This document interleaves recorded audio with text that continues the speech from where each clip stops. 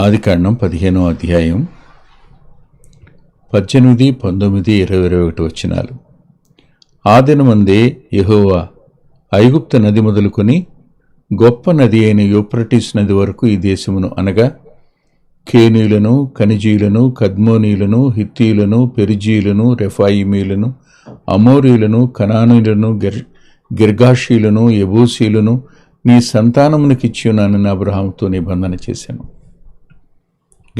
గత వారంలో మనం చెప్పుకున్నాం, దేవుడు ఆ చీకటి పడినప్పుడు అగ్నిజ్వాల కనపడి ఆ కణముల మధ్య నడిచి వెళ్ళిన తరువాత అబ్రహాముతో మాట్లాడి నిబంధన చేసి ఈ జనాంగాలున్న ఈ దేశాన్ని నేను నీ సంతానానికి ఇస్తానయ్యా అని దేవుడు నిబంధన చేశాడు.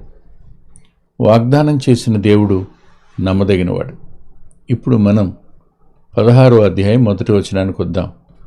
అబ్రాము భార్య అయిన శారాయి అతనికి పిల్లల్ని కనలేదు, ఆమెకు హాగరు అను ఐగుప్తురాలన దాసి ఉండెను. ప్రార్థన చేసుకుందాం.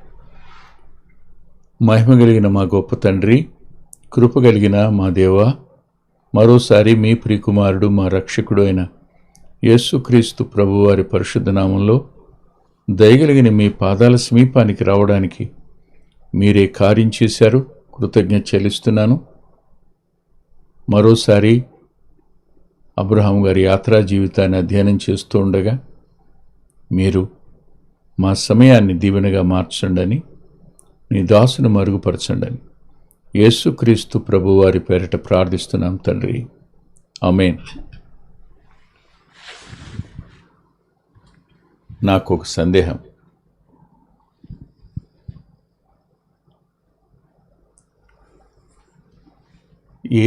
ఏ భర్త అయినా దేవుడు తనతో మాట్లాడిన విషయాలు తన భార్యతో చెప్పడా?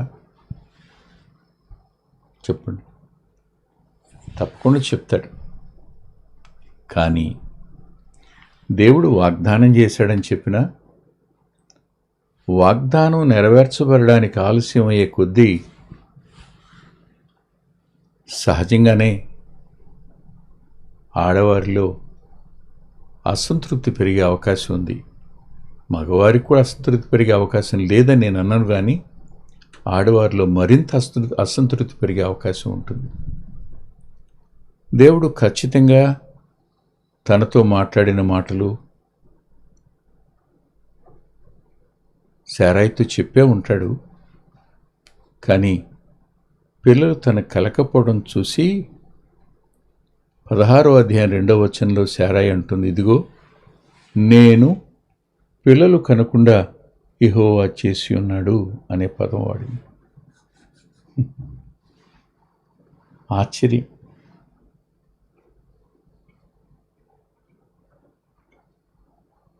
దేవుడు తానే ఇస్తానన్నాడు. ఆయన మాట ఇచ్చి మాట తప్పుడు నెరవేరుస్తాడు. ఆయన కాపాడేవాడని, సంరక్షించేవాడని శారాయికి తెలీదా? తెలుసు కదా.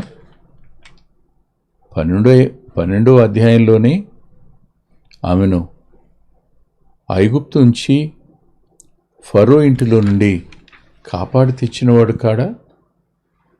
ఆయన మాట్లాడే దేవుడు, ఆయన కాపుదల వాస్తవమైందనే సత్యం శారాయికి తెలుసు. కానీ ఆలస్యం అయ్యే కొద్దీ దేవుని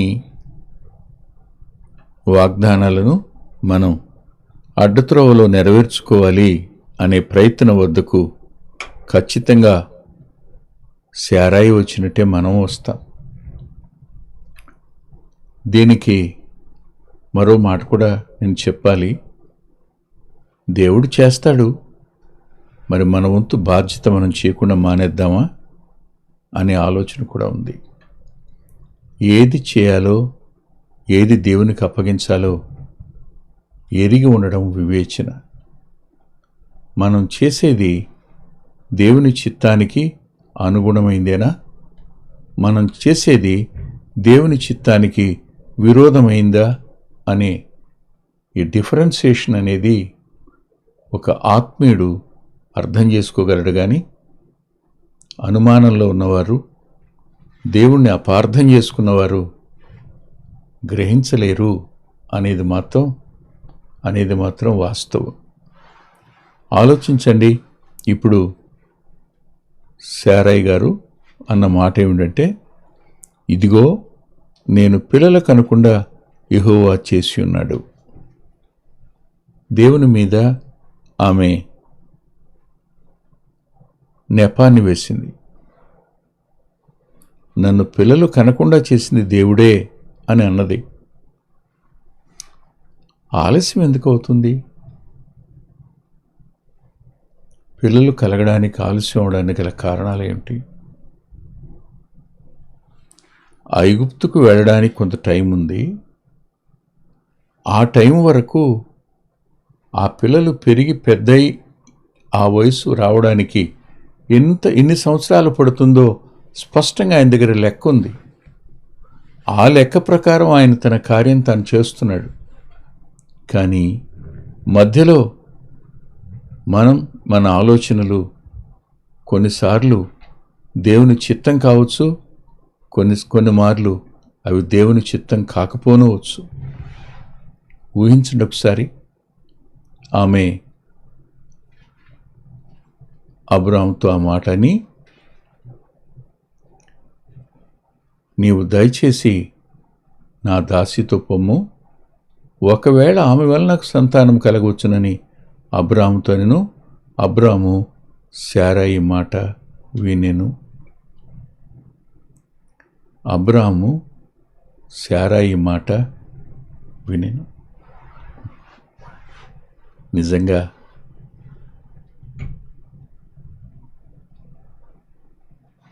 షార్ట్కట్ మెథడ్లో మన ఇష్టాన్ని నెరవేర్చుకుని అది దేవుని చిత్తం అని చెప్పుకోవడం ప్రమాదం. మన ఇష్టాన్ని శరీరానుసారంగా మనం నెరవేర్చుకుంటూ అది దేవుని చిత్తం అని గట్టిగా మాట్లాడే వారు తప్పనిసరిగా నష్టపోతారనే సత్యాన్ని మనం గుర్తించాలి. సందేహం లేదు. ఇది దేవుని చిత్తం కాదు. కానీ ఓ ఇంటిలో ఓ భార్య, ఓ భర్త తీసుకున్న ఒక నిర్ణయం తరాల వెంట ఒక యుద్ధంగా మారుతుందని ఊహించారా? లేదుగా. అది గొప్ప ఘర్షణకు కారణమవుతుందని ఊహించారా? లేదు. అంతేకాదు, ఈ భూమి నాశనం కావడానికి కూడా ఆ రోజు ఆ ఇంట ఆ శారయి అబ్రహాములు తీసుకున్న కారణం చేత ఈ దాయాదుల యుద్ధంలోనే ఈ ప్రపంచం మొత్తం నాశనం అయ్యే అవకాశం ఉందని ఎవరు ఊహించారు? చిన్న పొరపాటు అనిపిస్తుంది. కానీ దాని పర్యవసానం దేవుని చిత్తం కానప్పుడు ఎలాగూ మూల్యం చెల్లించవలసి ఉంటుందో ఊహించాలి. దేవుని చిత్తమీదని ఎరిగి ఉండి కూడా ఆ చిత్తాన్ని కాదని మన సొంత నిర్ణయం చేసి ఆ చిత్తాన్ని త్రోసివేసేటువంటి పరిస్థితులు మీ జీవితంలోనికి, నా జీవితంలోనికి రావచ్చు. దీన్ని మనం దేవుని యొక్క సార్వభౌమ చిత్తం అనలేం. ఇది స్వచిత్తం అనాలి. దేవుని చిత్తాన్ని తోసివేయడం అనాలి. మన చిత్తం నెరవేర్చుకోవడానికి మనం చేసే ప్రయత్నం అనాలి. అంతేగాని దీన్ని పెర్మిసిబుల్ అనడానికి కూడా వీల్లేదు. అనుమతించబడిన దేవుని చిత్తం అనడానికి కూడా వీల్లేదు. ఇది స్వచిత్తం మాత్రమే. స్వచిత్తం ద్వారా మనం జరిగించుకునే ఏ కార్యమైనా మనం దేవుని మీద పోరాడుతున్నట్టు లెక్క, దేవుని ఇష్టానికి విరోధంగా ప్రవర్తిస్తున్నట్టు లెక్క. దేవుని చిత్తాన్ని కాదని మన ఇష్టాన్ని నెరవేర్చుకోవడానికి మనం చేసే ప్రయత్నం, అంతే, సందేహం లేదు. చాలాసార్లు పరిస్థితుల నడుమ మనం ఇలాంటి ఒత్తిడికి లోనవుతాం, లోనై తప్పనిసరిగా తల ఉంచుతాం. దాని దుష్ఫలితాన్ని మాత్రం మనమే అనుభవించాలి, ఇంకెవరు అనుభవించరు. విచిత్రం, దేవుడు కూడా మౌనంగానే ఉంటాడు. ఇది ఆశ్చర్యం. అవ్వ పండు తింటున్నప్పుడు ఆపలేదు ఆయన. శారాయి తన ఇష్టాన్ని అబ్రహాం గారి ద్వారా నెరవేర్చుకుంటున్నప్పుడు ఆపలేదు ఆయన. ఎందుకు ఆపడు? ఆపొచ్చు కదా.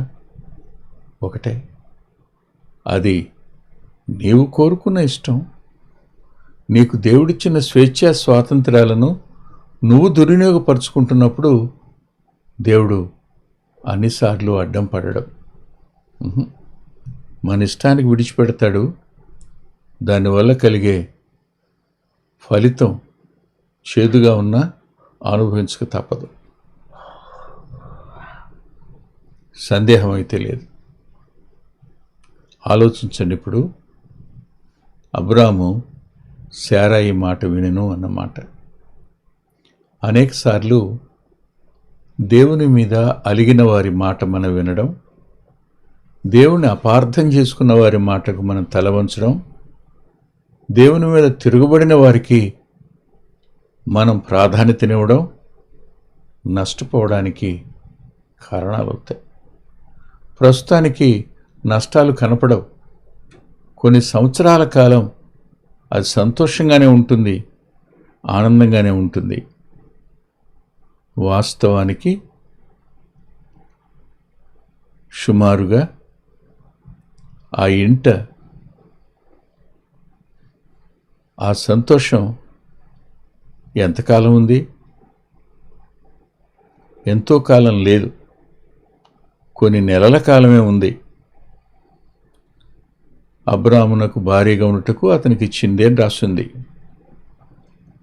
ఆమె గర్భవతి అయింది అని రాశాడు. దాని యజమానురాలు దాని దృష్టికి నీచమైనదాయన అని రాసింది. ఒకటి జ్ఞాపకం పెట్టుకోండి, ఎవరు ఆత్మీయతలో ఎదగరో వారు ఎదటి వారిని నీచంగా చూస్తారు. వారి వల్లే నీకు ఈ ఆధిక్యత వచ్చినా, వారి వల్లనే నీకు ఈ స్థానం దక్కినా, వారి మూలంగానే నీవు ఈ దినాన్న, సామెతల గ్రంథంలో ఒక మాట రాసి ఉంటుంది, దాసిగా ఉండి యజమానురాలైనది. అలాంటి వారిని ఓరవడం కష్టం అట కదా. సరిగ్గా అలాంటి పరిస్థితి హాగరు జీవితంలోకి వచ్చింది. దానివల్ల శారాయి వేదన చెందింది. నాకు ఇక్కడ ఒక మాట, అబ్రహాం గారు ఎంత తెలివిగలవాడో నాకు అర్థమవుతుంది, అర్థమైంది. ఎందుకంటున్నానంటే, హాగర్ను అబ్రాముకి ఇచ్చింది ఎవరు? శారాయే కదా. ఇప్పుడు గర్భవతి అయినప్పుడు తాను ఆమె దృష్టికి నీచమైంది అయినట్టు కనపడినప్పుడు శారాయి హాగర్ని ఏమనలా. 5వ వచనంలో అబ్రహాముతో ఆమె అంది, నా ఉసురు నీకు తగులుతుందంది. ఏం ఉసురు ఏమిటో, ఇది ఆడవారి నోటి వెంట తరచూ వచ్చే మాట. నా ఉసురు తగులుద్ది, నా ఉసురు తగులుద్ది. సరే,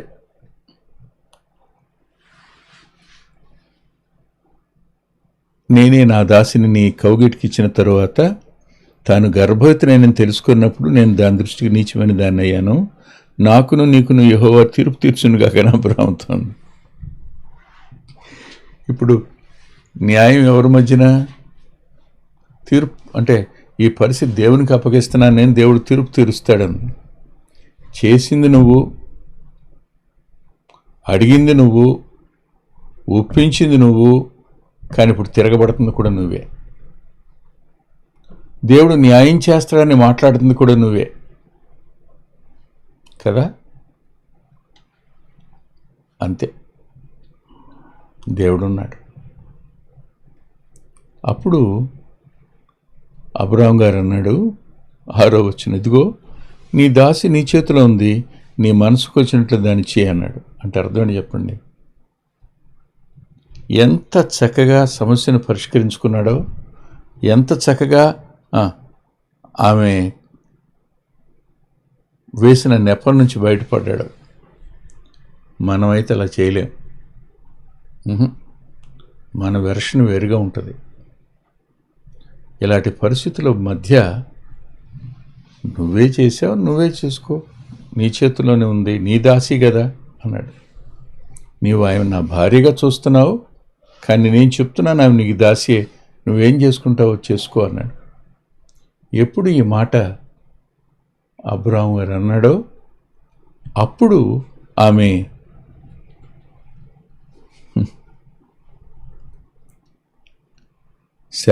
శారాయి హాగరుని శ్రమ పెట్టిందని రాశాడు. శ్రమ పెట్టినప్పుడు ఆమె పారిపోయిందని రాశాడు. ఒకసారి ఆలోచించేద్దాం. కుటుంబాల్లోనికి అనూహ్యంగా కొన్ని పరిస్థితులు వచ్చి పడతాయి.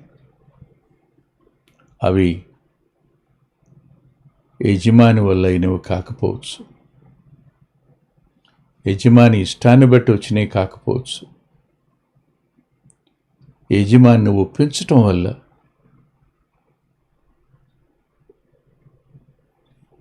యజమాని నీ మాట వినడం వల్ల, నీ ఇష్టాన్ని నెరవేర్చడానికి అతడు తల వంచటం వల్ల, నీ ఇష్టం నువ్వు నెరవేర్చుకోవటం వల్ల జరిగి ఉండొచ్చు. కానీ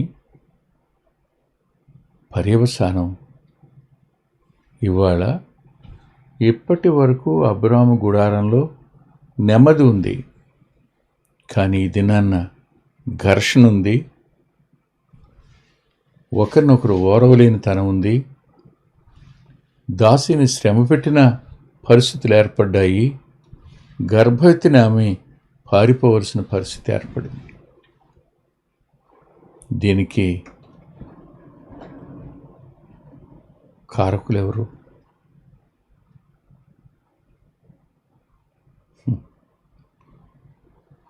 చాలాసార్లు తప్పు చేసి ఎదుటివారిని తక్కువ చేయటం, ఎదుటివారిని బాధ పెట్టడం, ఇవన్నీ చేస్తుంటాం. హాగరు బుద్ధిహీనంగా ప్రవర్తించిన ప్రభువునెరిగిన నువ్వు, నీతిమంతుడిని భర్తగా కలిగిన నువ్వు ఆ రీతిగా ప్రవర్తించిన ఆ సమయాన మరి ఎందుకో తెలీదు శారాయి మనస్సాక్షి బాధపడిందో లేదో తెలీదు. అబ్రాము మనసు ఎంత నొచ్చుకుందో రాయలేదు. కానీ అబ్రాము గుడారంలో కొత్త చిక్కు వచ్చి పడింది. ఇప్పుడు నెమ్మదిగా ఉన్న ఇంట అసమాధానం ఏర్పడింది. కారణం ఏదైనా కావచ్చు, కానీ ఈ అసమాధానం దుఃఖకరమైందని మాత్రం గుర్తుపెట్టుకుందాం. అసమాధానానికి చోటు ఇవ్వకుండా దేవుని చిత్తానికి సంపూర్ణంగా అప్పగించుకునే కృపను ప్రభువు మనకు అనుగ్రహించునుగాక. ప్రార్థన చేసుకుందాం. ప్రేమగల మా ప్రియ తండ్రి, నమ్మదగిన గొప్ప దేవా, కొన్ని మాటలు మీ కృప చొప్పున చెప్పడానికి నీ దాసునికి ఇచ్చిన అవకాశం కొరకే రుణస్తుని. మా ప్రియుల కుటుంబాల కోసం ప్రార్థన చేస్తున్నాను. వారి వ్యక్తిగత జీవితాల కోసం ప్రార్థన చేస్తున్నాను. బలపరచుమని ప్రార్థిస్తున్నాను. నెమ్మది నిమ్మని విజ్ఞాపన చేస్తున్నాను.